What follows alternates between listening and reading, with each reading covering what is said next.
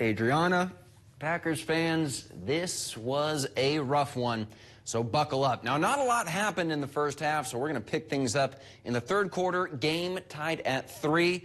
Now, this was an absolutely heartbreaking sight. Randall Cobb being carted off the field with what the team is calling an ankle injury. Got rolled up on that play. We certainly hope he's okay. And that really felt like the turning point in this game. Air went out of the stadium and right into Braxton Berrios' sails. 20-yard touchdown rush here.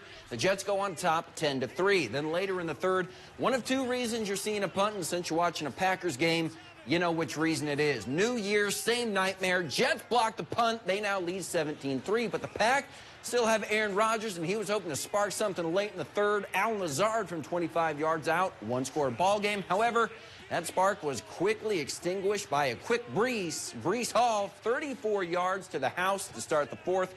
Jets would add 3 more later as they shock the Packers 27-10. Let's go check in with Addison Van Patten, who is live at Lambeau Field, and watch the loss firsthand. Addison. Your News 9 Sports.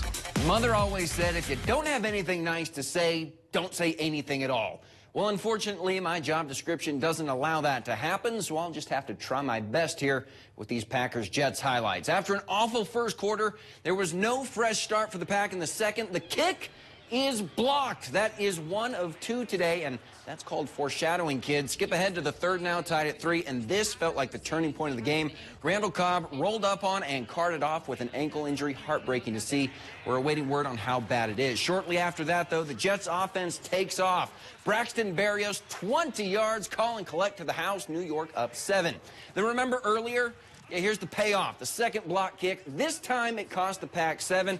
I know defense is supposed to be all-inclusive, but I don't think that meant include the other team. Jets up 14 now, but no lead is safe with this man. Rodgers to Lazard from 25 out. Aaron had 246 today. That TD, Lazard 76 of those yards. But Breece, the Breece brings back old memories, and the memories are of last week. Look at the former Cyclone go. Breece Hall breaking through 34 of his 116 yards there, and that would be about it as the Pack give up another 3 and go on to lose 27-10. Now, let's go to Addison Van Patten at Lambeau with more on this game. News 9 Sports. All week, we were talking about how the Packers couldn't play consistently through 4 quarters.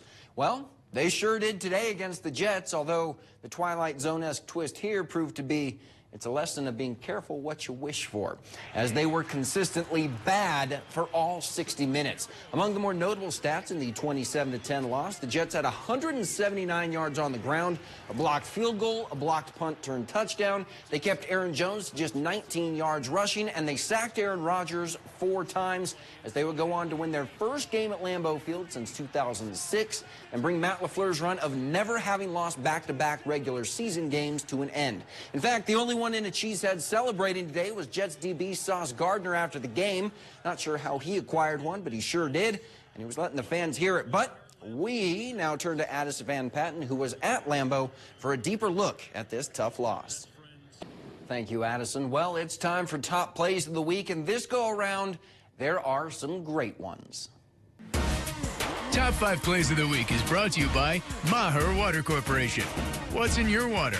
All right, hard to pick the best plays this week, but here we go. Number 5, Marshfield Volleyball's Riley Courtine. Lucky she didn't set the fire alarms off with that hit, because that ball was smoking. Number 4, it's Newman's Connor Crocs edition for the Harlem Globetrotters.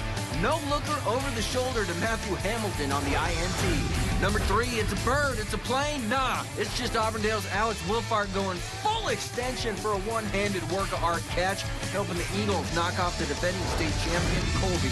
Number 2, you love seeing this. After an emotional week for Amherst being forced to forfeit their wins, the Falcons face 4th and game against Stratford, but Weston Allen and the defense stand strong to turn back the Tigers at the white stripe to seal the win for the town and the team.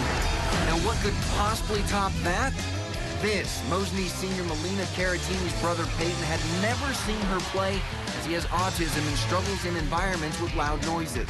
So the Indians decide to stay silent until the 10th point of Friday's match for him, which just so happened to be while his sister was serving. And when the point was scored, well, that's why we love sports.